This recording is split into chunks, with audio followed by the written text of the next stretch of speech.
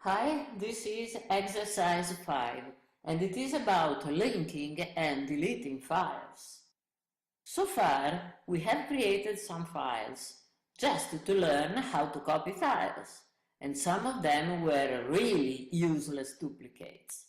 Now it's time to remove these duplicates and save some space on the disk. The command that does so is rm followed by the source file. Now remove each file contained in directory OS/lab. You can issue several rm commands, one per removed file, but you can remove all files with one command only. Type it on the terminal. If you do not remember, see exercise 3.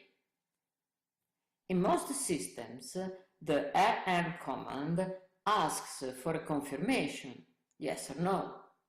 In other systems, it does not ask.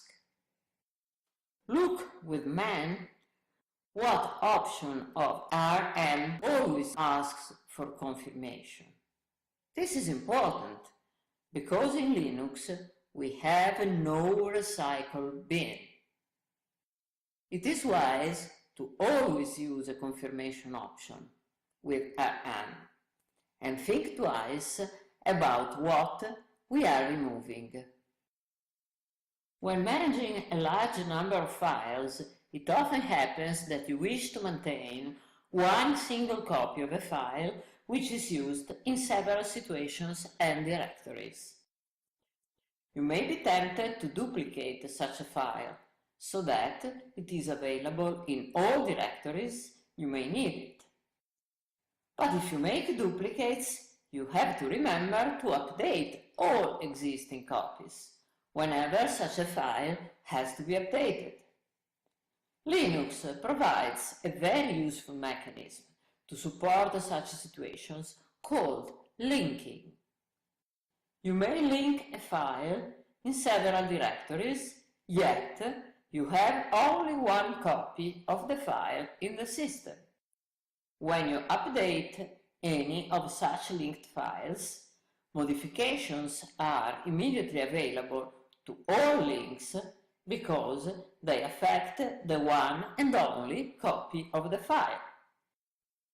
To create a link to a given source file instead of a copy, possibly giving it a different name, you may use either of these commands. cp-l source file destination file or ln source file destination file. List with ls-l the contents of the directory exercises OS, then populate again directory OS/lab with the symbolic links to files in exercise OS. Now list both directories with ls-l. Something should be changed in the command output. The number appearing after the permissions, which we did not comment in exercise 2, now is 2. And before creating the links, it was 1. Such a number is the link counter. That is, it tells how many links exist to the file. Remove at least one file from OS/lab and list again both directories. The file previously linked to the removed file now has again link counter set to 1.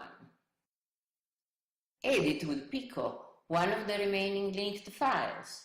Then check with cut if the linked copy in directory exercises OS is changed as well. Type rm commands in either directory exercises OS or OS/lab until all files have a link counter set to 1, leaving at least one file in each directory. The previous example shows that files are not really removed if there are still links to them. True removal of the file, reusing its space on the disk, happens only when the link counter drops to 0. To remove a directory, we need a special command. rmdir, the file name. Now remove OSLab. Try to do with one command only. And happy learning!